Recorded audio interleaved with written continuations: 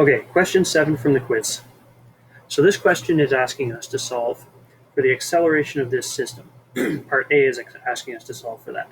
So we're going to work out what's happening to the entire system. Something to remember here is that when the tension is tight in that rope, the entire system moves together. So its acceleration is the same. Each of these masses is accelerating at the same amount. The whole system is accelerating at the same amount. So I'm going to draw a free body diagram. First, I'm going to write in what I need. That's step 1, right?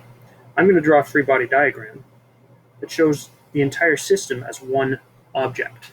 There are 2 forces acting on the entire system.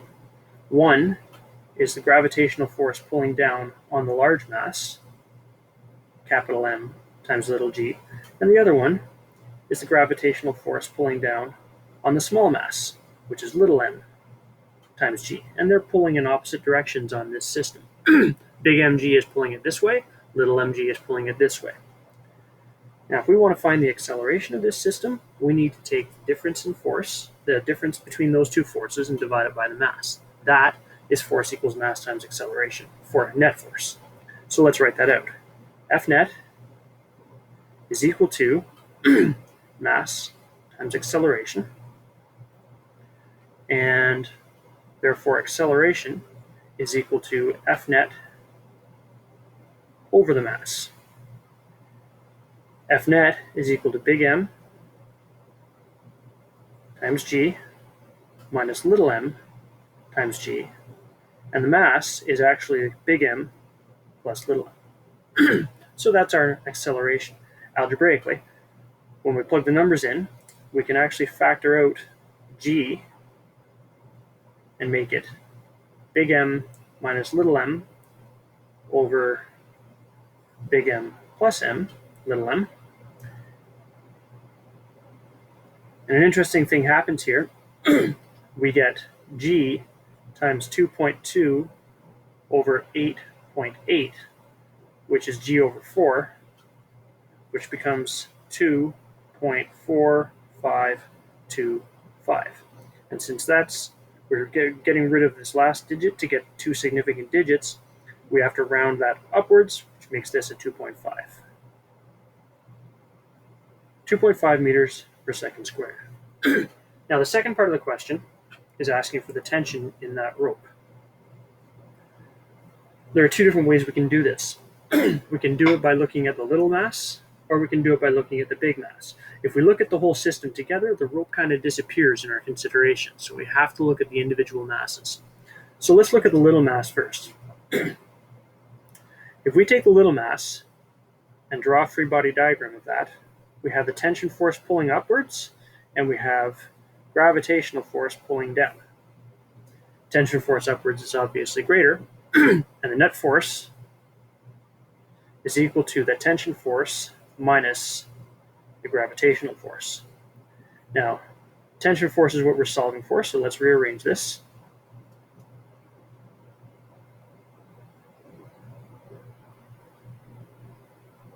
F net E plus mg. Bring it up here and continue. I'm doing this in a very compact way so that I can do it with the other mass later on. So net force, what we're going to do is we're going to change. We already know m, little m, that's 3.3, and we know g, 9.81. We have to get the net force. But we worked out the net force. We worked out that the net force is also mass times acceleration. But this time we're looking at the small mass times its acceleration, which is this value right here.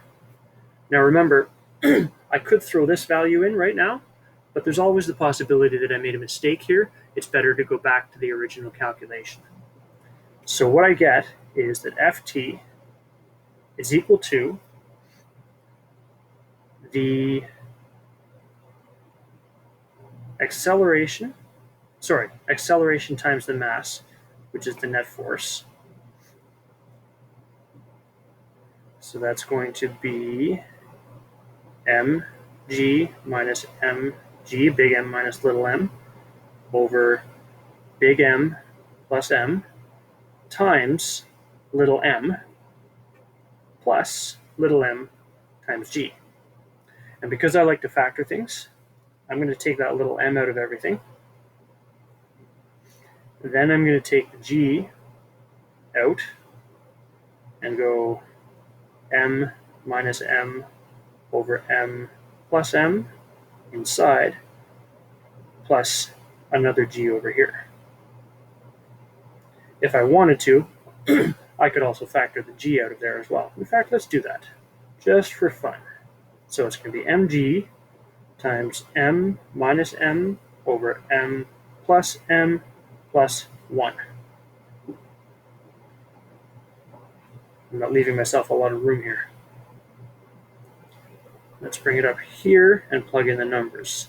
So our mass in this case, 3.3 times 9.81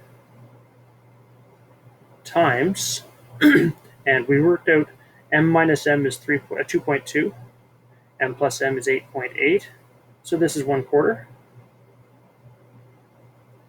1/4 plus 1. Let's plug those numbers in and see what happens. I did it wrong last time, so let's see if I got it right this time. 3.3 times 9.81 times 1 1/4 is 1.25. Whoops. 3.3 times 9.81 times 1.25. 40.46625. 6625. So we're under 50 here. We have to round to the nearest single or a digit, round to the nearest one, I should say, which is going to be 40. So our tension force is equal to 40. Put a little decimal there to show that 0 is significant. Newtons. Okay. Now let's do it with the big mass. The big mass, we have tension force pulling up, gravity pulling down again. So let's draw that free body diagram. But it's a different gravitational force now because it's a bigger mass. So if we want to work it out on this one, we can follow the same route. F net is equal to, in this case, mg minus ft. So ft is equal to, does that come out right? Mg minus ft, F net, yep. So ft is equal to mg minus F net. And we have some of that information from over here. Let's do big M times G minus, and we'll write out this. Sorry, mg minus mg over m plus m, all times, in this case, the net force is acting on big M. Do our factoring again. M and G can both come out of here, and we're going to get 1 minus M minus M over M plus M. So 3/4 of big M times G. Remember, this is 1/4, so 1 minus 1/4 is 3/4. So we're going to have 0.75 times big M, which is 5.5, times 9.81 for G.